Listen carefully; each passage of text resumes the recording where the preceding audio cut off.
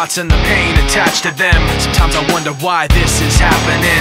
It's like nothing I can do would distract me when I think of how I shot myself in the back again. Cause from the infinite words I can say, I put all the pain you gave to me on display, but didn't realize instead of setting it free, I took what I hated and made it a part of me.